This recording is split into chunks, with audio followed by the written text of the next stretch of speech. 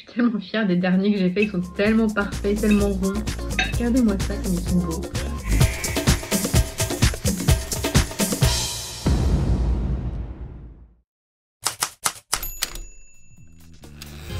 Tastemade m'a proposé un petit challenge pendant un mois. Je vais devoir cuisiner absolument tout ce que je mange. Oui, j'ai réussi. Je vous prie de m'excuser pour tous les Savoyards que je suis en train d'insulter actuellement. Ça c'est pareil, c'est tellement satisfaisant. C'est vraiment de la mousse en fait. C'est bon. J'ai envie de faire un gratin dauphinois, mais avec du navet. Donc idéalement ce serait mieux de faire ça avec une mandoline, mais vu que j'en ai pas, je vais essayer de faire les tranches assez fines. La raison pour laquelle j'ai envie de faire ça, c'est qu'en fait, il y a quelques mois, on avait posté une vidéo de lasagne avec des feuilles de crêpes au lieu des feuilles de lasagne. Et quelqu'un nous avait dit que cette recette, c'était comme si on faisait un gratin dauphinois sans pommes de terre, mais avec des navets. Donc en fait, j'ai décidé de le prendre à la lettre et d'essayer de voir si effectivement on pouvait faire un gratin dauphinois avec des navets. Donc là, mes navets sont coupés en tranches. Je vais attendre que l'eau finisse de bouillir et ensuite je vais les blanchir à peu près 10 minutes. Donc là, ça fait 10 minutes que mes navets ont blanchi, donc je vais pouvoir les égoutter et les mettre dans un plat. Donc une fois que ça c'est fait, je vais pouvoir préparer la base. Donc là, il y a un œuf. Je vais mettre de la crème fraîche, donc de la crème liquide plutôt, un petit peu de lait et je vais tout mélanger. Je vais rajouter un petit peu de moutarde parce que j'adore la moutarde. Et maintenant, je vais rajouter un petit peu de sel et un petit peu de poivre. J'ai essayé de préchauffer mon four à 180 degrés. Donc comme ça, là, les navets sont prêtes à fonder. Pour finir, je vais parsemer avec un petit peu de lierre. D'emmental plutôt, excusez-moi. Donc il va rester au four à peu près, je dirais 25 minutes. Et ensuite, on va pouvoir le goûter. Alors donc le petit gratin a resté 25 minutes au four et voilà le résultat. Donc il est super joli, il a bien doré. Donc je sais pas si c'est exactement la vraie recette du gratin dauphinois. De toute façon il y avait des navets et pas des pommes de terre, donc c'était pas forcément un vrai gratin dauphinois. Les légumes sont vraiment fondants. J'ai pas du tout de mal à essayer de couper un morceau. C'est pas mal, on sent bien le goût en fait, assez particulier du navet. Mais c'est bon, on sent aussi bien la moutarde, je suis contente de l'avoir mis. Je dirais que ma mission gratin dauphinois avec des navets a été un succès parce que ce gratin est super bon. Effectivement, on peut faire un gratin dauphinois avec des navets.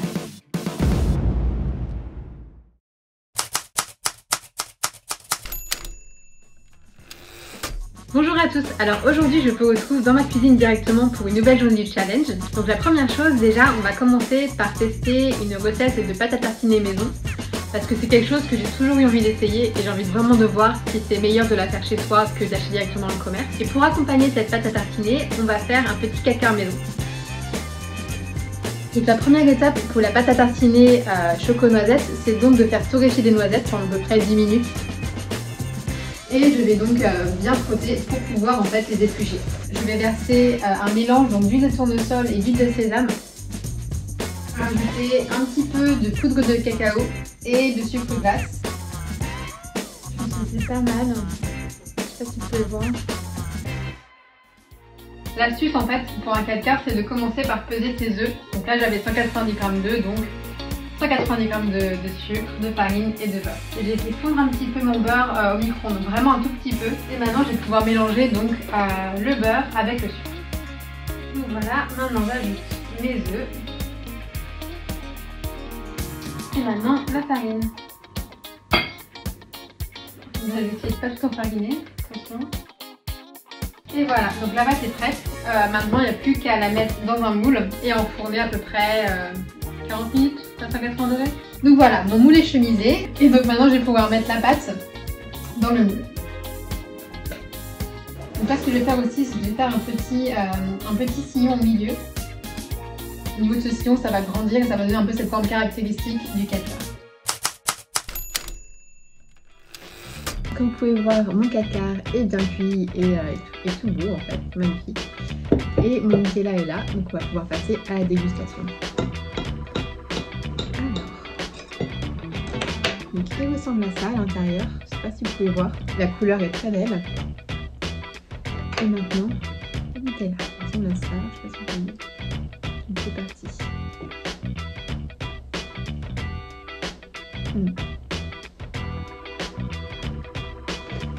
Franchement, bon, le caviar est bon, hein, enfin, je veux dire, ça c'est vraiment une chose que je fais depuis très longtemps. Donc, après pour le Nutella en fait, il n'y a pas vraiment la texture d'une pâte à tartiner classique comme je disais. Enfin, il est un peu plus granuleux je dirais.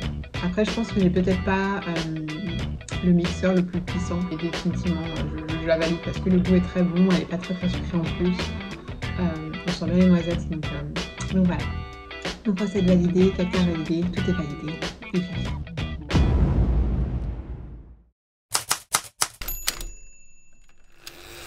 Bonjour à tous, alors aujourd'hui je vais vous emmener en Tunisie parce qu'on va faire ce qu'on appelle un shakshuka.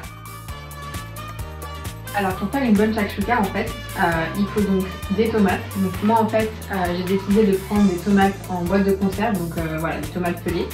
Mais évidemment si vous avez des tomates fraîches de saison, bah, c'est encore mieux. J'ai pris aussi quelques petites tomates cerises pour ajouter un petit peu plus de texture, des œufs, un poivron vert, un oignon, 2 gousses d'ail et après un mélange d'épices. Dans ce mélange d'épices, en fait, j'ai mis du cumin, du paprika, du sel et du poivre et un tout petit peu de piment. Donc je vais commencer d'abord par faire revenir les oignons, puis ensuite le poivron. On fait comme ça. On fait comme ça. Puis ensuite. Et voilà. Très simple. Je vais rajouter mes poivrons et mon ail. Maintenant, je vais ajouter le mélange d'épices. Donc comme je vous ai dit, c'est paprika, cumin, sel, poivre, un tout petit peu de piment. Et là, ça commence à sentir très très bon. Donc maintenant, c'est l'heure d'ajouter les tomates. D'abord mettre les tomates cerises. Et ensuite, la boîte de conserve de tomates pelées.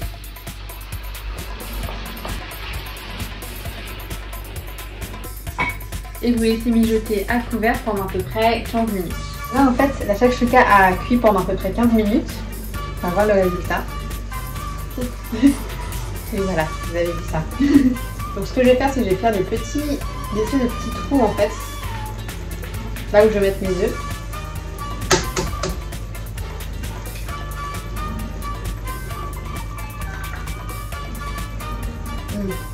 Voilà, c'est bon. Et maintenant en fait, je vais remettre le couvercle et laisser cuire les œufs pendant quelques minutes. Voilà. Et ensuite, on va pouvoir voir le résultat final. Donc la shakshuka est prête, elle ressemble à ça. Donc maintenant on va pouvoir la tester.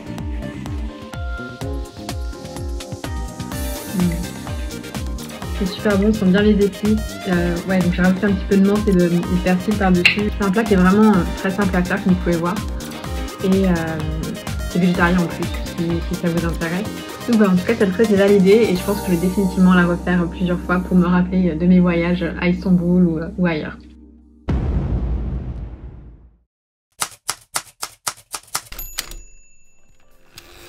J'ai envie d'essayer une recette de pancake en 3 ingrédients. Donc Tastemade a déjà une recette comme ça avec de la banane, des œufs et de la farine.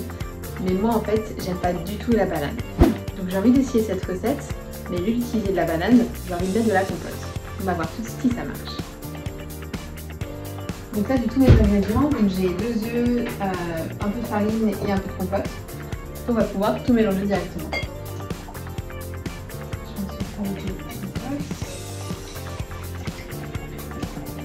La farine.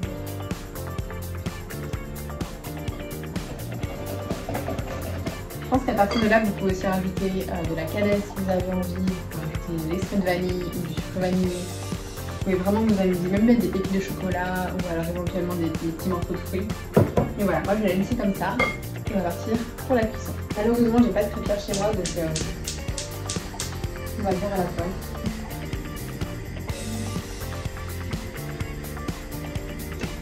On va voir tout de suite. Attention. Oh. Elle est très jolie. Je vais essayer d'en mettre 2 en même temps pour voir ce que ça donne.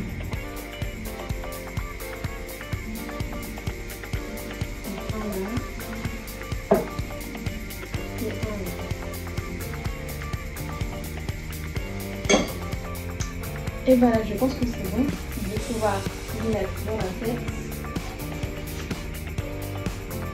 Et on va pouvoir passer à la dégustation. Et voilà, donc je suis dans mon salon, mes petits pancakes sont là.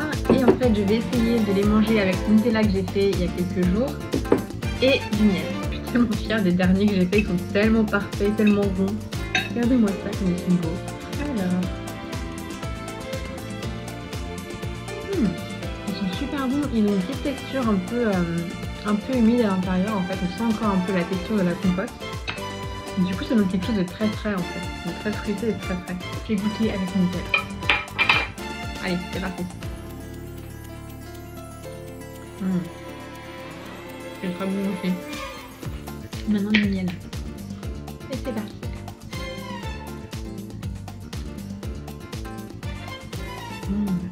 Je pense que c'est mon mélange préféré. Donc si comme moi vous n'aimez pas la banane, voilà, vous pouvez faire ça avec de la compote. Donc voilà, c'est validé.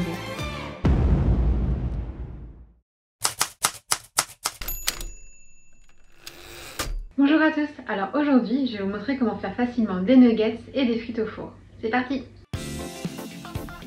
Pour commencer, je vais faire mes frites de pommes de terre et de carottes. Donc ça c'est leur vraie taille en fait.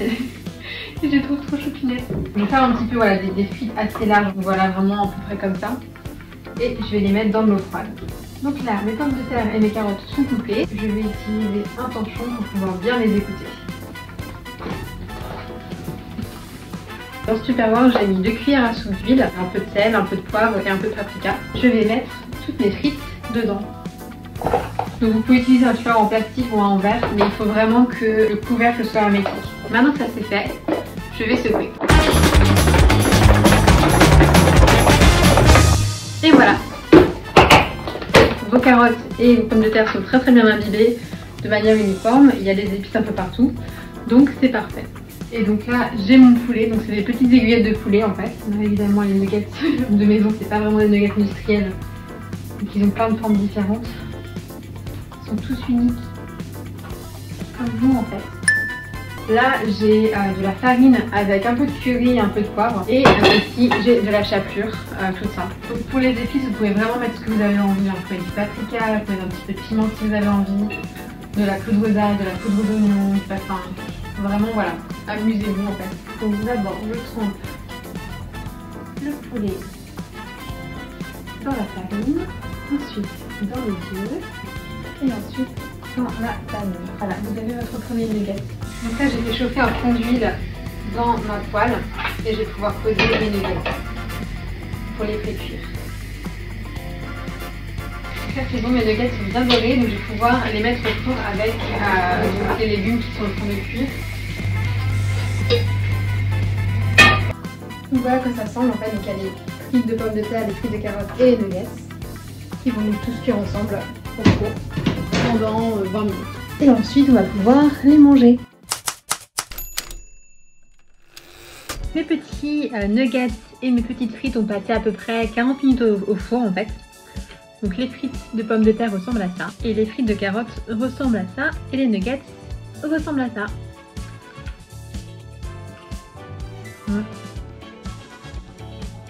Ils sont bien cuits, comme vous pouvez voir. Donc pour les frites, en fait, la recette que j'ai fait, c'est vraiment quelque chose que je fais assez régulièrement. Dès que je veux faire des frites, je les fais comme ça parce que j'ai pas de friteuse chez moi. Elles sont vraiment bonnes. L'intérieur est vraiment moelleux. Donc, comme vous pouvez voir, faire des nuggets maison, c'est vraiment facile. Donc là, j'ai fini mon assiette et je vous retrouve pour une prochaine vidéo. Salut!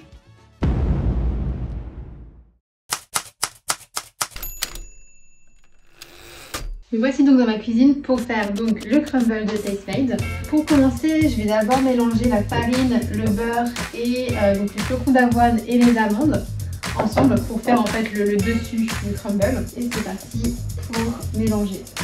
Donc là, ce qu'on veut, c'est une texture assez sableuse. C'est très satisfaisant, je trouve, comme ça, de pétrir avec une main. Donc alors, je pense que je vais rajouter des sucres maintenant. Hop. Donc voilà, donc ça c'est fait, la première étape. Donc voilà, prête à éplucher les pommes. Alors, et voilà. Donc je vais imbiber en fait les canneberges séchées avec de l'eau bouillante et du whisky. Je crois que la recette dit 50 ml. Voilà. Donc là, ce que je vais faire, c'est que je vais faire cuire les pommes pendant à peu près, je dirais 5-10 minutes. Juste le temps qu'elles ramollissent un petit peu en fait. Et pendant ce temps, je vais beurrer mon moule. J'ai aussi envie de le chemiser avec de la poudre d'amande. Je me dis que ça pourrait ajouter une petite saveur en plus. Ensuite, je vais mettre 2 cuillères à soupe d'eau dans les pommes. Voilà. Et voilà. J'ai mon morceau de beurre. Dès qu'il faut beurrer un moule. J'aime beaucoup faire ça. Là, je vais rajouter un petit peu d'amande. Donc là, mes pommes ont cuit pendant à peu près 5 minutes. Donc je vais rajouter les canneberges. Et ensuite, je vais rajouter le sucre avec la cannelle. Les pommes sont prêtes, je vais couper le feu et je vais pouvoir donc les verser dans le moule. Donc voici le crumble. Ça m'a l'air pas mal du tout cette recette. Donc là, c'est prêt à aller au four. Et voilà, donc là je vais le laisser cuire à peu près 15-25 minutes. Oh mon dieu, il a l'air super bon. Et voilà à quoi il ressemble. Je pense que je vais le laisser refroidir un petit peu là comme ça. Et ensuite je vais pouvoir le manger.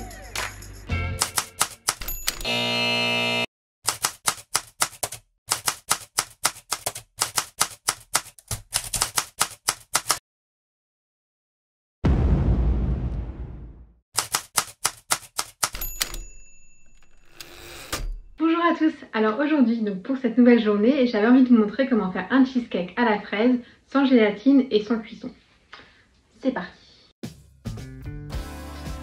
Donc moi j'ai pris des cookies au chocolat blanc que j'ai réduit en poudre, des fraises évidemment, du chocolat blanc, c'est une barre avec de la fraise déjà dedans, du fromage tartiné type Philadelphia, Saint-Maurice, etc. Un peu de confiture et un petit peu de beurre. Donc là j'ai fait fondre mon beurre au micro-ondes et je vais pouvoir le verser dans la poudre de cookies. Et voilà ce que ça donne. J'utilise un verre pour bien tasser. Et voilà le résultat. Donc là j'ai fait un petit bain-marie avec un fond d'eau et un petit plat en verre qui va sur ma casserole. Et donc je vais couper mon chocolat blanc pour le faire fondre. Et là je vais verser en fait ma crème liquide dans un saladier un peu plus grand. Et voilà, j'ai une bonne crème fouettée et maintenant on va vérifier le chocolat blanc. Et là je pense que c'est bon. Je vais commencer par verser mon fromage dans la crème fouettée. Je vais ajouter tout doucement mon chocolat blanc. Je mélange bien pour que tout soit bien incorporé. Et voilà ce que ça donne. Je vais commencer par tortiller en fait le fond avec un peu de confiture. Et donc voilà ce que ça donne une fois que j'ai rajouté la confiture de fraise. Maintenant je vais pouvoir verser ma garniture de cheesecake. Alors là je vais couper mes fraises comme ça. Et je vais pouvoir les poser sur le cheesecake. C'est très satisfaisant de mélanger d'enfoncer comme ça ces petites fraises. Je vais vous l'avouer. Je vais faire un petit peu la pâte du cheesecake pour dissimuler les fraises. Donc là ça va rester plusieurs heures au frigo. Comme ça ensuite on va pouvoir le manger. Me revoilà avec mon cheesecake. Là je vais goûter une portion avec des fraises. Avec les fraises à l'intérieur c'est vraiment bon. Ça va être très difficile de ne pas le manger en une seule fois. Je vais peut-être en laisser un petit peu à ma coloc, mais je suis même pas sûre en fait. En tout cas, c'est un très bon cheesecake, sans cuisson et sans gélatine. Voilà, maintenant je vais pouvoir finir ma bouchée.